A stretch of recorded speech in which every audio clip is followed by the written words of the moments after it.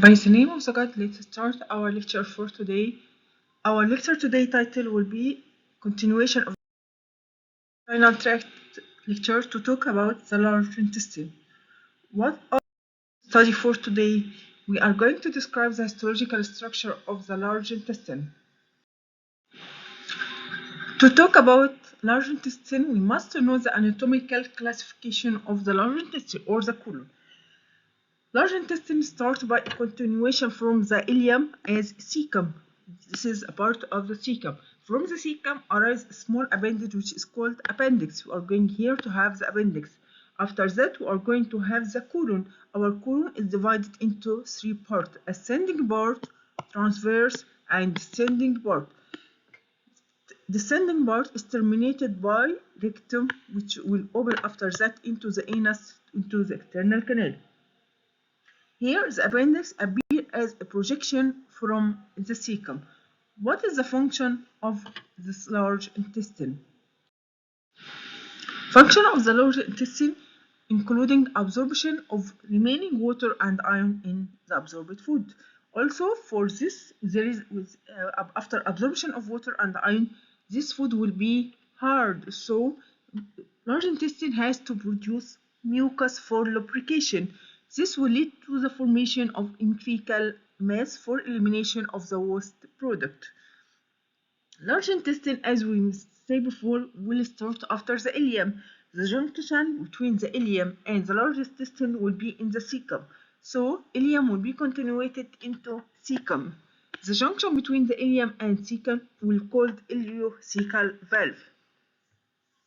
Ileocecal valve will go to the cecum, small appendix, small projection called appendix, ascending, transverse, and descending colon, ending in a straight area called the rectum, and will be connected to the outside or to the exterior by a canal called anal canal. What about the naked eye appearance of large intestine? Let's see the naked of large intestine. When you are going to see to the large intestine, we will find that it is large in comparison to the small intestine. The diameter of this tube will be larger in diameter. What else? What else? You can see here this fatty projection. This fatty projection is called ependyces epiploiky. It is additional masses. So it is a fat projection which is called appendices epiploiky. What else? You see that it is making like that. It is called hastration of the colon. So this is a characteristic feature. This characteristic feature, when you see it, you are going to say these are large intestine, larger diameter appendices epiploiky, hastration of the colon. What makes this hastration? This hastration or circulation is caused by three muscle like this. Can you see here what happened? This is a strip of muscle. We are going here to have three strips. This three strips of muscle is called tinea coli. So what is the characteristic feature when you are going to see the colon larger diameter? Presence of hastration. What is hastration or small pouch caused by circulation? What causes this? This caused by three strips of tinea coli. It gives the appearance of segmented appearance of the colon. What else? The presence of pouch containing fat, which is called appendices epiploiky or epiploiky appendix. Now, we need to memorize what are the layer of gastrointestinal tract tube. If we are going to have a gastrointestinal tract tube, like esophagus, like a stomach, like a small intestine, large intestine, we are going to have cylinder with lumen. To talk about the wall of this tube, we are going to talk about four structures. Do you know what? Do you remember what are they? Yes, excellent. They are from inside to outside, mucosa. After mucosa, connective tissue lining, which is called submucosa.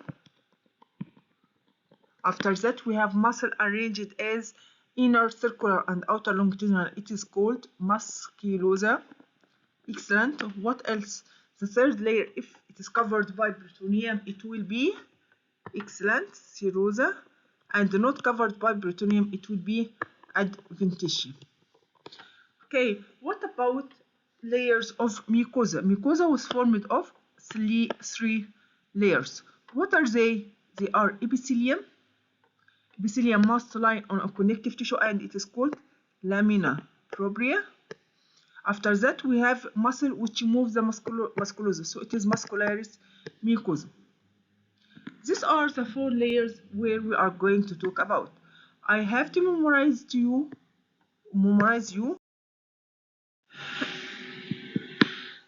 Now I have to memorize you with the layers of small intestine. They are the four main layers, which is mucosa, submucosa, musculosa, and adventitia. And submucosa with a characteristic for different part of the small intestine. For example, submucosa of the duodenum containing, excellent, it contains Brunner's gland. Submucosa of the jejunum contain just connective tissue, nothing characteristic. What about the submucosa of the ileum? It was containing Peyer's patch. Okay, what was characteristic for that, for mucosa of all small intestine? It was characterized by having finger-like projection above the surface, having villi, and lower deeper invagination having crypt. Villi was formed of a core of connective tissue covered by epithelium. Crypt was containing cells. And all of this was thrown mucosa and submucosa was thrown into a circular fold called plicae circularis. Excellent. And it was a permanent fold. Now we are going to compare this structure with that of the large intestine.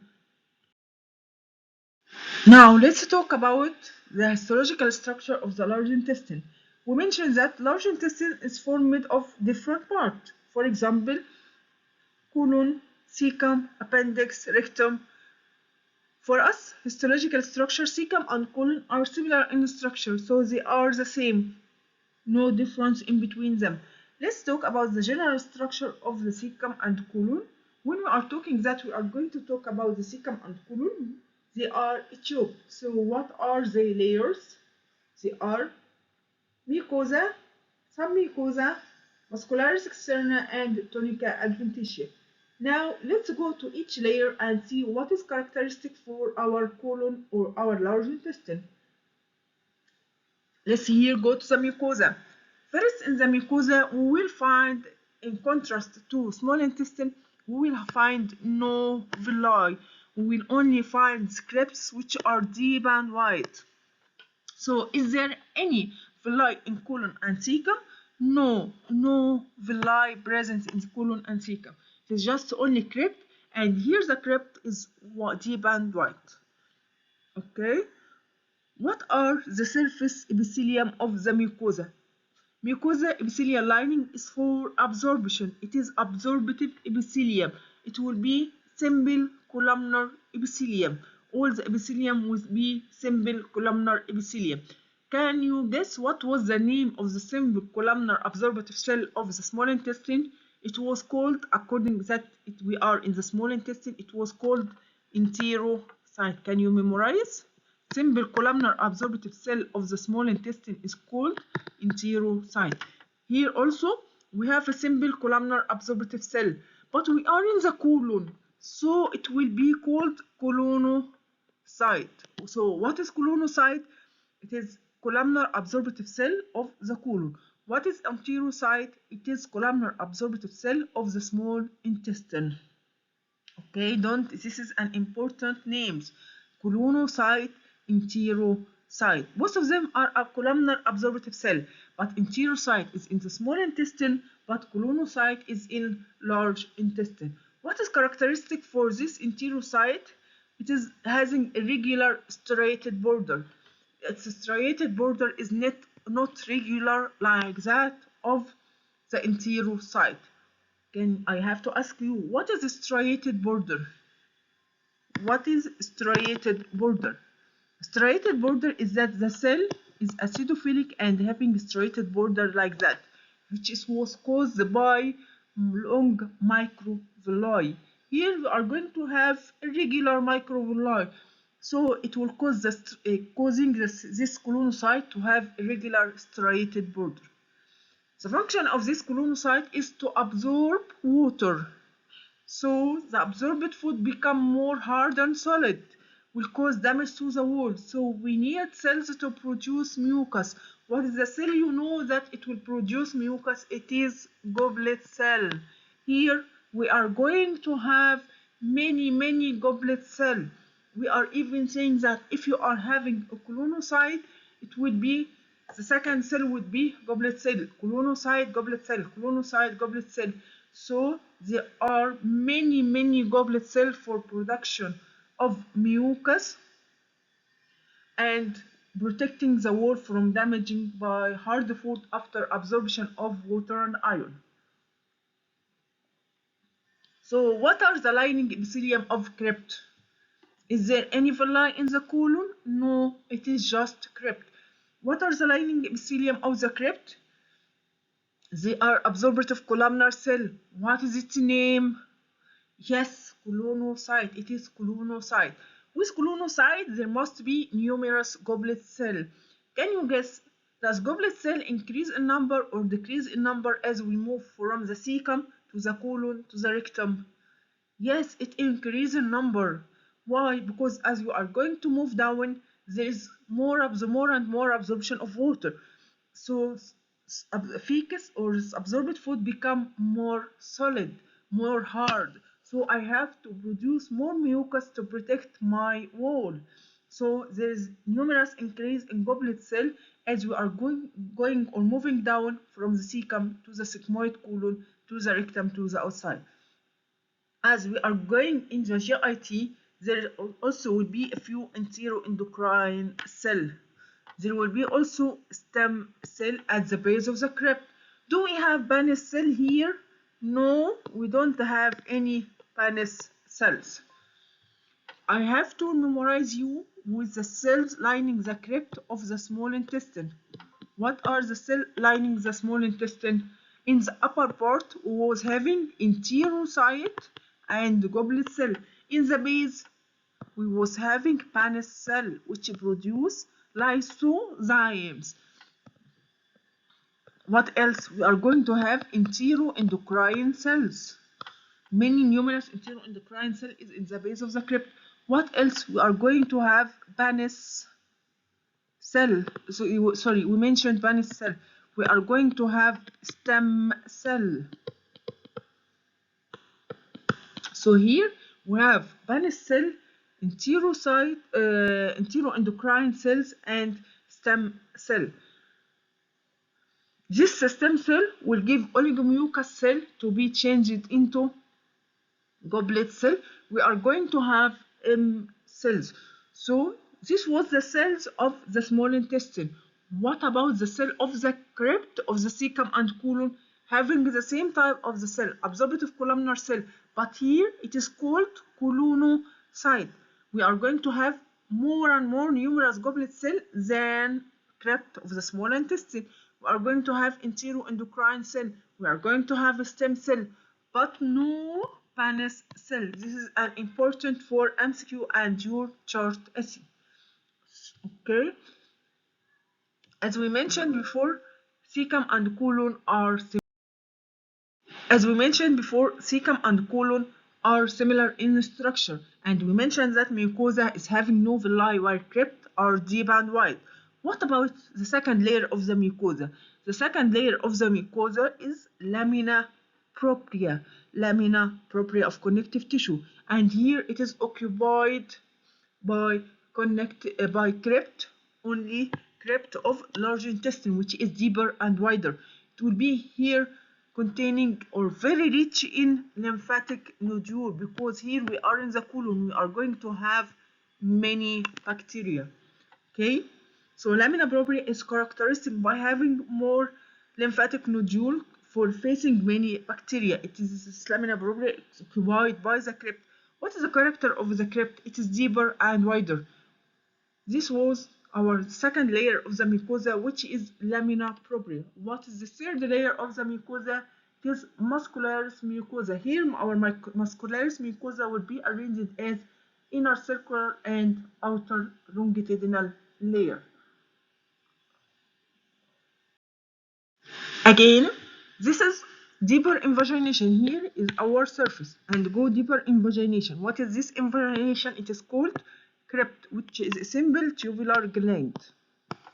Okay, and this is the colon. It is formed only of crypt. No what? No villi. Okay, so we are going to have crypt. What about the crypt? Crypt is deep and wide. What are the cells present in this crypt? The most numerous or most evident cell is the cell of absorption, which is columnar absorptive cells. What are the character of these columnar absorptive cells? They are more numerous and called what? They are columnar absorptive cells of the colon. They are called colonocyte. After absorption of water and iron by this colonocyte, food would be more solid. So we need more goblet cells. Excellent. We need numerous goblet cells and they are increasing by going down. What else? In the crypt, we are going to have stem cell for regeneration. We are going to have enteroendocrine cells, which are few. Do we have Paneth cell? No Paneth cell in the crypt. To talk about the histological structure and function of each cells of the crypt of the large intestine. We talked about them before in the small intestine, and here it is just revision. What are the cells we are going to talk about in the mucosa of the large intestine or in the crypt of the large intestine? We are going to talk about columnar absorptive cell, and it is called colonocyte. We are going to talk about goblet cell, and we are going also to mention enteroendocrine cell and stem cell. What about the light microscopic photo of columnar absorptive cell or colonocyte? Yes, memorize what we say before. In small intestine, all of them will be columnar in shape, and some modification will appear to this columnar appearance. First of all, one is colonocyte. It will be columnar with many microvilli. So it will be a pseudophilic cytoplasm with a brush border. The nucleus will be basal and oval. What about the organelle we needed? The same as we mentioned before. We are going to have a smooth endoplasmic reticulum for dealing with fat, RAR Golgi with mitochondria. Here we are going to have more numerous microvilli with junction complex also in order to prevent passage of any bacteria or virus or even food in between intracellular in between the cell. What is the main function of the simple columnar absorptive cell or colonocyte? Is it absorption of food? No. Here is the main function of colonocyte is water absorption, water and ion absorption. What about goblet cell? As we mentioned before, goblet cell will produce mucus which accumulated in the apical part. So it will have a wide apex and a narrow base. It will be having basal basophilia and apical part will be vacuolated due to dissolution of mucin during preparation of hematoxylin and ecin slide. What about the electron microscopy? This is mucin is a glycoprotein. So it is going to have RAR Golgi and mitochondria, and in the apical part we will see electrolucent apical secretory granules of mucus granules. What is the function of this goblet cell? This goblet cell is going to secrete mucus in order to lubricate the wall for protection against injury by feces. Enteroendocrine cell, as we mentioned before, it is columnar cell, can't be seen by hematoxylin BC and ecin because it is having different embryological origin. So need silver stain in order to be demonstrated.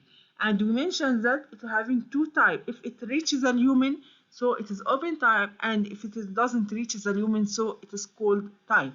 It will be produced hormone, but the this hormone or peptide will be stored in granule. Is it apical or basal?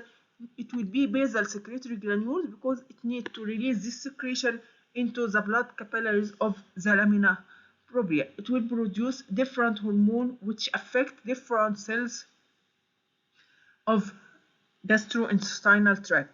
What about stem cell? Stem cell is a columnar cell present in the base of the crypt containing basophilic cytoplasm. Why it is basophilic cytoplasm? Because it's containing free ribosomes. It is a stem cell. So what about its nucleus? Is it active or inactive? It is active nucleus due to it is active cell because it is stem cell. It is responsible for regeneration of different cells. The renewal of epithelium due to stem cell.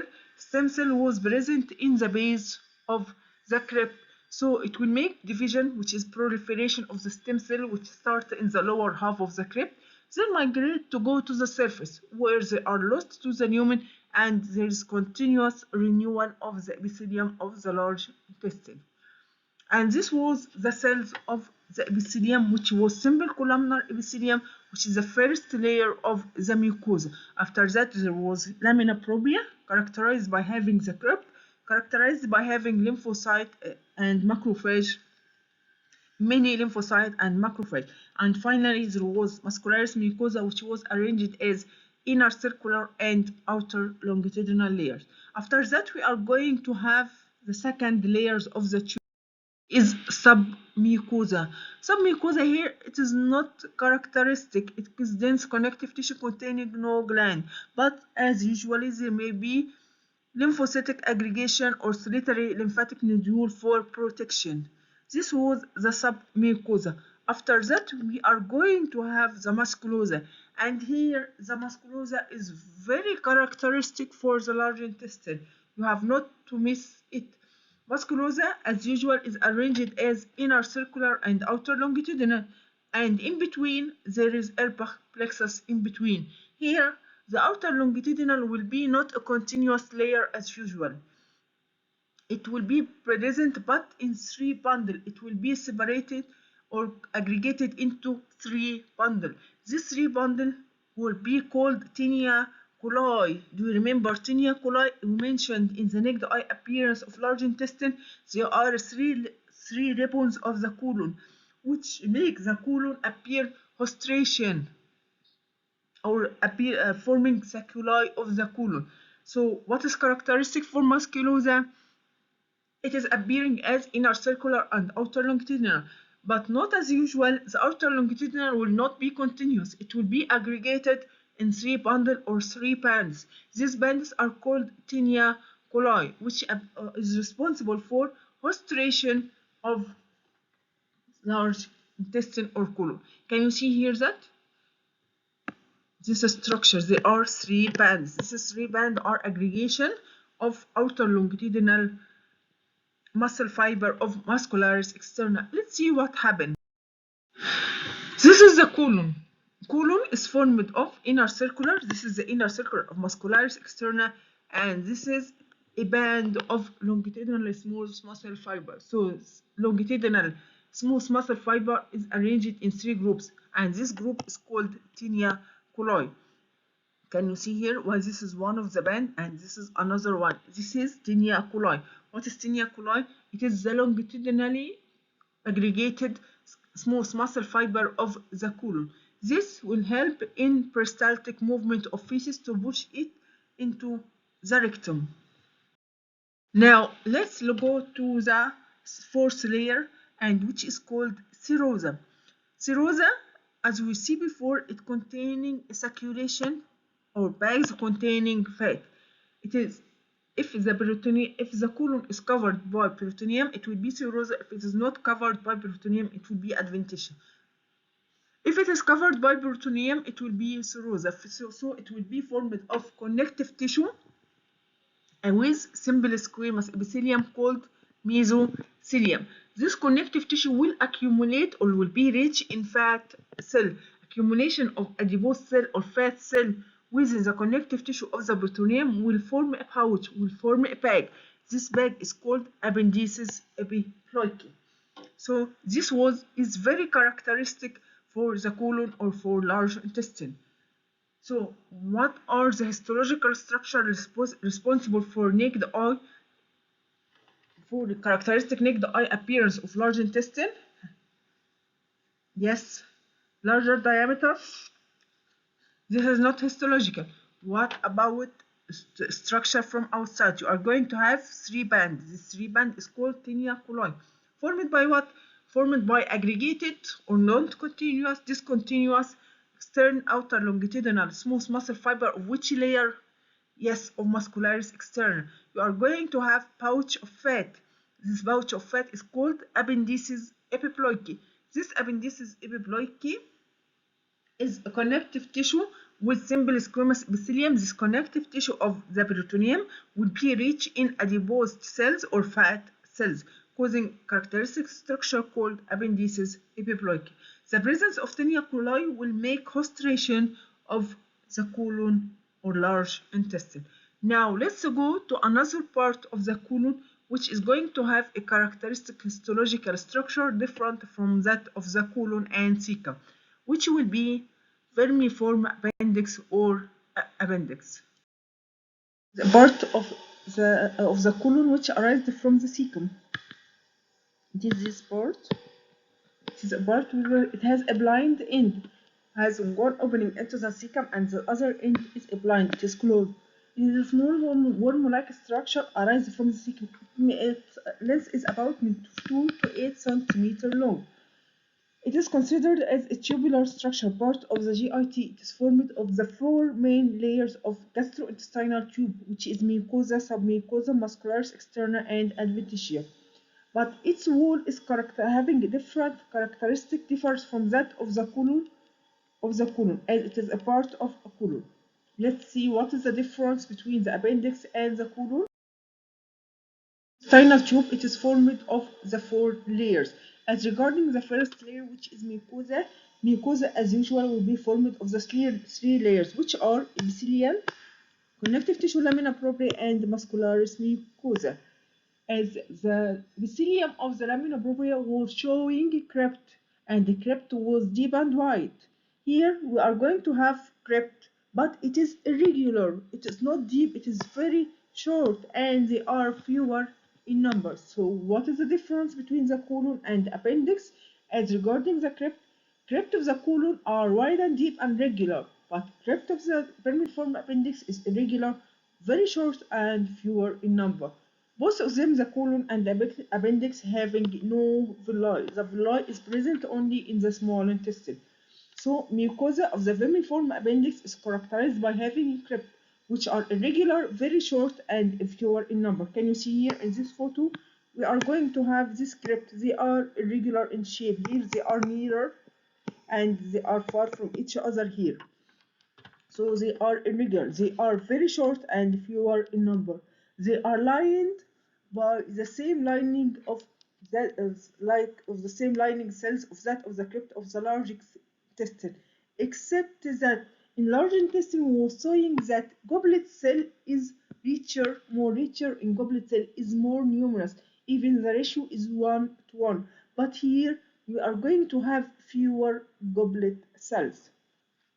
Okay, so here we are going to have a crypt which is lined by the same type of cells. What are the cells which are lining the crypt? I want to hear. Yes, we are going to have columnar absorptive cell. We are going to have goblet cell, but the goblet cell here is characterized by being fewer in number. What else? We are going to have stem cell. Excellent. Fewer enteroendocrine cells. Also, we are going to have no Paneth cell. What about lamina propria or corium? Corium here will be rich in prominent lymphatic nodule. They extend deep to the submucosa. So here we are going to have disrupted muscularis mucosa. So lamina propria here is characterized by being more rich in lymphoid follicle or lymphocytic infiltration all around. This will cause disruption of the muscularis mucosa. So muscularis mucosa here is poorly developed or maybe absent. So mucosa of the vermiform appendix is characterized by having crypt which are shorter and fewer. As regarding the lamina propria, it will be very, very rich in lymphocytic infiltration that may extend to the lamina propria and the submucosa, disturbing muscularis mucosa. So muscularis mucosa is poorly developed or may be absent. Let's see photo for this vermiform appendix tubular structure. What about it? We can see here, does it has any villi finger-like projection? No, it is just only crypt. Does the crypt is regular in shape? No, they are irregular and fewer in number. So this is part of large intestine. Let's go, but the crypt here is shorter and fewer, so it is appendix. What make us more than it is appendix? We can find here lymphatic follicle, lymphocytic infiltration, which is extending from the submucosa to the lamina propria, disturbing muscularis mucosa. So this is human appendix. Why not to say that this is ileum? Ileum containing lymphocytic infiltration called Peyer's patch. First of all, we have no finger-like projection. We have no villi. Second, we having lymphocytic infiltration all around. In the ileum, we was having lymphocytic aggregation in just half of the crypt, which is called anti-mesenteric border only. Let's go to the other layers of the appendix. We talk about mucosa. What about we are going to talk through submucosa. Submucosa continue to have diffuse lymphocytic infiltration. It is very, very rich in lymphatic aggregation. What about the third layer? It is musculose. It is formed of thin layers of muscle layers, which is arranged as inner circular and outer longitudinal. Do you remember in the large intestine, the outer longitudinal was aggregating in three bands. This three band was called tinea coli. Here in the in the appendix, we are going no tinea coli. We are going to have continuous outer longitudinal smooth muscle fiber. So no tinea coli or no aggregated outer longitudinal muscle of the muscularis externus. It is a continuous layer of outer longitudinal muscle. Serosa, which is a connective tissue covered with simple squamous epithelium called mesothelium, was containing a connective tissue rich in fat cells. And this causing a pouch called appendices epiploidy. Here we are going to have serosa but without fat cells. So we are going not to have appendices epiploidy. So what is the difference between the colon and vermiform appendix from outside by naked eye? Does vermiform appendix contain tinea coli? No tinea coli, so no restoration of the appendix. What else? No appendices epiploidy. What under the microscope? What is the main difference between colon and vermiform appendix? Both of them having crypt, but the crypt of the colon are regular, wide, and deep, but that of the appendix is shorter, fewer, and irregular. What else? There is many lymphocytic infiltration, rich in lymphocytic aggregation in lamina propria, which may extend into submucosa, causing disruption or even absence of muscularis mucosa. Now, let's compare between two tubes having rich in lymphocytes. Both of the two tubes, both of them is going to have rich lymphocytic filtration. First of all, let's see what your eye see first. First of all, you see that this lymphocytic filtration. So we are talking about a tube rich in lymphocyte. Both of them are ileum, which contain lymphocytic infiltration of the term of Peyer's patch, and appendix, which is very rich in lymphocytic filtration. But here, can you see the distribution of lymphocytic filtration? It is just only in one half, in anti-mesenteric border. So mostly this is ileum. But here, lymphocytic filtration is all through the whole circumference of the tube. So mostly this is appendix, vermiform appendix. Let's go into more characteristic feature for each one. We are seeing that this is ileum. How to be sure that in the ileum is a part of the small intestine, so it will show villi. Okay, let's see here. This is our line surface. Yes, here we are going to have finger-like projection above the surface. This finger-like projection is villi. So this is ileum. Let's go to the second tube. Here we are going to the surface line. Is there any finger-like projection above the surface? No. So it is only formed of deep invagination here, and this is called crypt. So mostly this is appendix. So ileum is formed of villi and crypt, while appendix showing no villi, crypt only. The most dominant feature for both of them is the presence of lymphatic nodule, which will be present only in the antemesenteric border, while lymphatic nodule in the vermiform appendix will be formed all through. As the appendix is very rich in lymphocytic infiltration, so that means that it has an immunological role.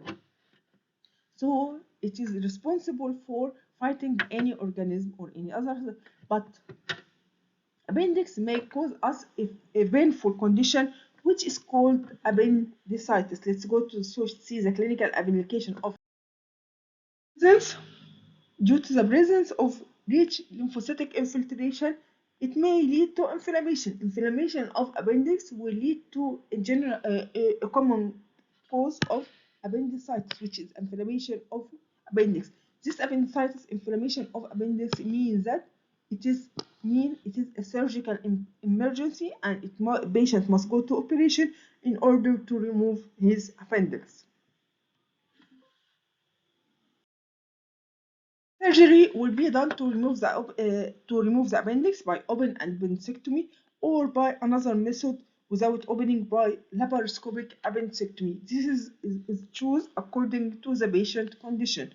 Now let's go to see another part of the colon, rectum. Rectum length is a straight part continuation of the descending colon. It is about 12 cm long. It extends from the sigmoid colon to the pelvic diaphragm to form a proper rectum and anal canal. It is joining to the outer surface, outer or exterior, through the presence of anal canal.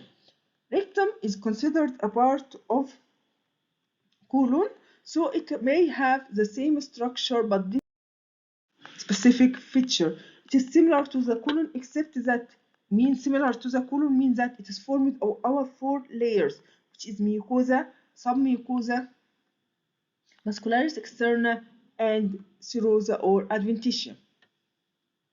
It is very similar to the colon. Means that let's talk about each layer separate. The first layer from inside to outside means the mucosa. Mucosa of the large intestine or the colon was characterized by presence of the crypt. This crypt was wide, regular, and deep. Here we are going to have the same. We are going to have crypt, but these crypts are fewer in number, containing many goblet cells. Is this logic? Yes. Because we are reaching the rectum, we are going to have hard stool or hard feces. So we need more lubrication. And here we are going to have many goblet cells. Then after that, we're going to have lamina propria, muscularis mucosa, no difference in them. After that, there is submucosa, no difference between the rectum and colon in submucosa. Reaching now to muscularis externa, and it was characteristic for the colon by the presence of inner circular continuous layer. Outer longitudinal was aggregated in three bands, which are called tinea coli. Does rectum show the same features? No, it contains an inner continuous circular layer, but as regarding tinea coli, no tinea coli. It contains continuous outer longitudinal layers. And finally, we reach serosa, which was showing a pouch containing fat cells called appendices epiloici. Here, the rectum is not covered by the colon, so there is no serosa. It will be covered by adventitia. From anatomy, we are consider no peritoneal coverage for the rectum. It is retroperitoneal structure. Going to the anal canal. It is the distal end of the GID. It begins at the rectum and at the anus. It is anorectal junction, and the end of the junction you can see through skin because we are opening to the surface, and it is skin, which is the skin of the anus. By this and by the end of the anal canal, we reach to the end of our lecture. By the end of our lecture today, we talked about the large intestine. We talked that colon and the cecum were having the same histological structure as regarding the four layers. And we talked about the vermiform appendix and compare and see the difference between the vermiform appendix and the colon. Finally, we talked about the rectum and see what is the difference between the rectum, which is the terminal part of the colon, colon, and compare what is the difference between the rectum and the colon. I have to memorize you that the large intestine was showing novel line. It showed only crypt. The cell lining of the crypt was columnar absorptive cells was called colonocyte. It was having goblet cell. It was having enterocyte and stem cell, and there was no Pannis cell. Okay, colonocyte is the cell responsible for absorption of water, and its nomenclature colonocyte is important. The columnar absorptive cell of the small intestine was called enterocyte. It's the most dominant layer or characteristic layer of the colon wasn't the submucosa as the small intestine, it was the muscularis externa. This muscularis externa was showing that the outer longitudinal layers of the smooth muscle was aggregated into 3 bands. This 3 band was called tinea coli, which help in the peristaltic movement of the large intestine or the colon in order to push the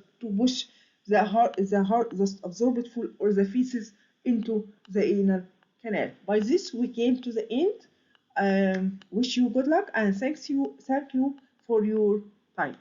Goodbye.